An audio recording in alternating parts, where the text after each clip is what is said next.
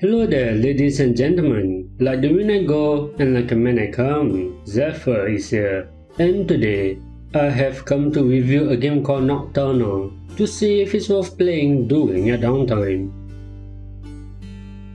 Developed by Sunnyside Games and published by Dear Villagers, Nocturnal is a 2D action platformer where you slash away the darkness with your flaming sword.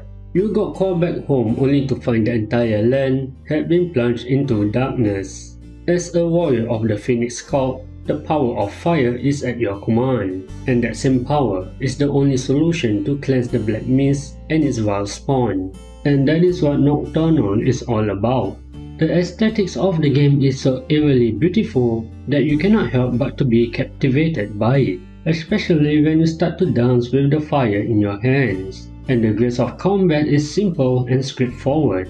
Not a lot of skill is required for this 2D action game, but knowing how to dodge does make the combat easier.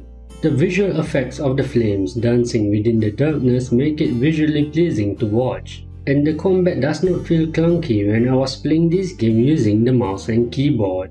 With that being said, the game does a good job introducing all the enemies at a reasonable pace over time, making combat feel somewhat fresh despite fighting the same set of enemies all over again even with just a limited moveset. Although I find such limitation is enough and that it does its job, others might find such combat to feel lackluster. Nocturnal is a single-player 2D action platformer that I enjoyed playing. There is a small story attached to the game, but I don't find it interesting enough for me to care. The only thing I enjoyed was both the visuals and combat of the game. But the main problem I think some people might find with this game is that the game is incredibly short. You can beat the game within 3 hours, and the developers did add a new Game Plus mode along with a speedrun mode in order to increase the replay value of the game. And this might be enticing enough to some of you that you might consider getting the game. And that, ladies and gentlemen, is Nocturnal. And the game is available on the PC, PlayStation 4, PlayStation 5, Xbox One, Xbox Series X and S, and the Nintendo Switch. You can get the game for $17 or based on a region GDP. Can I recommend getting Nocturnal for $17 for you to play during your downtime? It is hard for me to recommend this game outside its target audience. The primary reason for this is because of the asking price of the game and the number of hours needed to complete the game. For those of you that generally don't care about speedrun or new Game Plus mode, the extra game mode Nocturnal has to offer after you have beaten the game once can be easily ignored.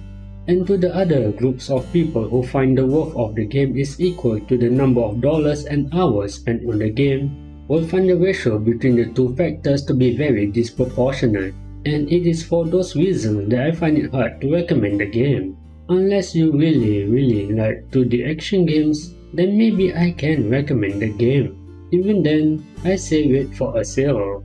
My name is Zephyr, like the wind I go, and like a man I come, and it's time for me to go.